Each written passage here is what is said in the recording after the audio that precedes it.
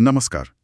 आज हम जरा समझने की कोशिश कर रहे हैं कि ये जो सावन का महीना है, इसमें भगवान शिव की पूजा इतनी खास क्यों मानी जाती है ना? जी, हमारे पास कुछ जानकारी है, कुछ बातें हैं शास्त्रों और पुराणों से जो इसके पीछे के धार्मिक, पौराणिक और आध्यात्मिक कारणों पर रोशनी डालती हैं। हाँ, और हमारा इरादा यही है कि इन सोर्सेज के आधार पर समझें कि सावन और शिवजी का ये जो गहरा कनेक्शन है, ये क्यों है और इस महीने में जो पूजा होती है उसका असली महत्व क्या है। बिल्कुल। तो सवाल यही उठता है जो अक्सर लोग सोचते हैं कि भाई सावन ही क्यों? शिवजी की पूजा तो कभी भी हो सकती है, पर यह महीना इतना स्पेशल क्यों? हाँ, ये बड़ा कॉमन सवाल है।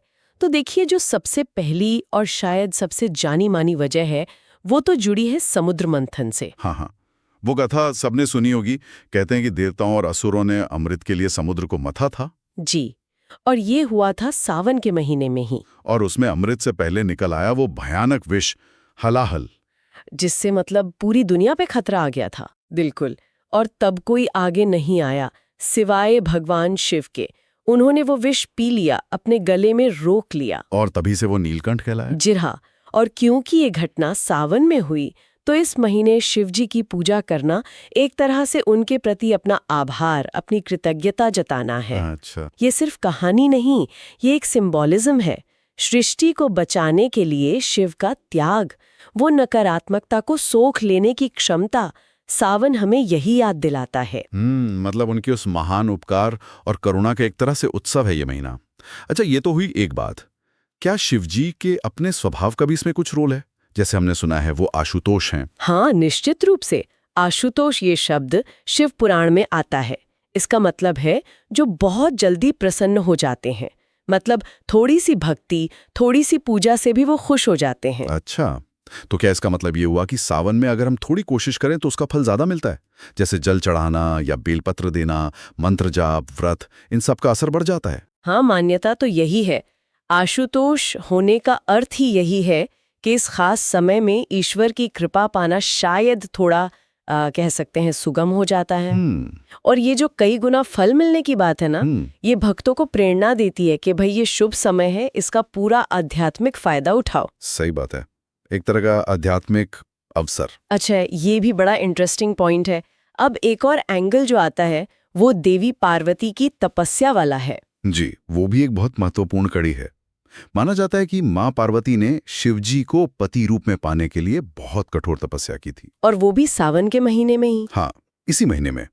और उनकी वो जो अटूट भक्ति थी, उसे देखकर शिवजी प्रसन्न हुए और उन्होंने पार्वती जी को अपनी पत्नी, अपनी अर्धांगिनी के रूप में स्वीकार किया। ओह, अच्छा, शायद यही वजह है कि आज भी बहुत सी कन्याएं, महिलाएं अच्छे वर के लिए या सुखी शादीशुदा जिंदगी के लिए सावन में व्रत रखती हैं, पूजा करती हैं। बिल्कुल, ये सीधे सीधे उस पौराणिक कथा से जुड़ जाता है। ये भक्ति, समर्पण और आस्था का प्रतीक तो है ही, और साथ में ये भी दिखाता है कि ये पुरानी कहानियां आज भी हमारी जिंदगी, हमारी इच्छाओं से कैसे जुड़ी हुई हैं। हाँ, ये बात तो है। अच्छा, एक चौथी वजह का भी जिक्र है, वो है पानी, मतलब जल का महत्व। हाँ, सावन का महीना मतलब मॉनसून का समय, बारिश का मौसम, प्रकृति खुद जल से भरी होती है। और शिवजी को जल चढ़ाना बहुत शुभ माना जाता है ना? उन्हें जलधारा प्रिय है। अत्यंत प्रिय। जलाभिषेक का खास महत्व है शिव पूजा में। एक जगह कहा भी गया है, जल ही जीवन है और जल ही शिव का प्रिय है।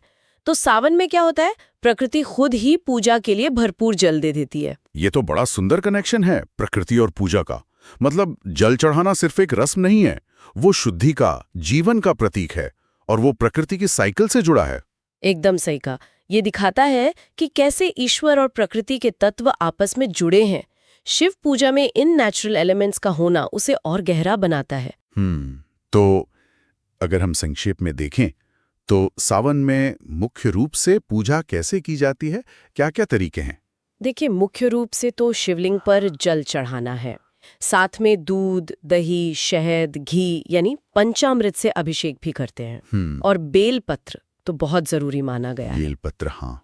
इसके अलावा ओम नमः शिवाय इस मंत्र का जाप आमतौर पर 108 बार या 1008 बार। सोमवार के व्रत तो बहुत ही पॉपुलर है सावन में। हाँ, सावन के सोमवार। जी, और फिर अपनी क्षमता के अनुसार रुद्राभिषेक करवाना या फिर महामृत्युंजय मंत्र का जाप करना भी बहुत महत्वपूर्ण माना जाता है। स्पष्ट है। तो अगर हम सब बातों को समेटें तो सावन शिव को समर्पित है, क्योंकि ये महीना है आभार जताने का समुद्र मंथन वाले उपकार के लिए। ये महीना है शिव की सरलता, उनके आशुतोष रूप से जुड़ने का। ये देवी पार्वती की तरह भक्ति और तपस्या का भी प्रतीक है, और जल तत्व के जरिए अपनी शुद्धि का भी। इसीलिए इसे शिव की कृपा पाने का सबसे पवित्र और शक्तिशाली समय माना जाता है। एक बहुत सुंदर वाक्य है हमारे स्रोत में, जैसे बादल बरसते हैं और धरती को जीवन देते हैं, वैसे ही सावन में शिव की कृपा आत्मा को शुद्ध करती है। वाह, ये तो सच में सावन के पूरे सार को बता देता है। तो ये साफ है कि सावन का महीना शिव कृपा पाने और आध्यात्मिक शुद्धि के लिए एक बहुत खास मौका है। अच्छा, इस पूरी बातचीत के बाद एक सवाल मेरे मन में आ रहा है जी, कि अगर इस महीने में कृपा और शुद्धि पाना इतना सहज है, इतना सुलभ है, तो कोई भी व्यक्ति अपने जीवन के किस खास हिस्से को शुद्ध करने पर या किस खास कृपा को पाने पर अपना ध्यान लगा सकता है? ये सोचने वाली बात है। बिल्कुल, ये एक अच्छा विचार बिंदु है।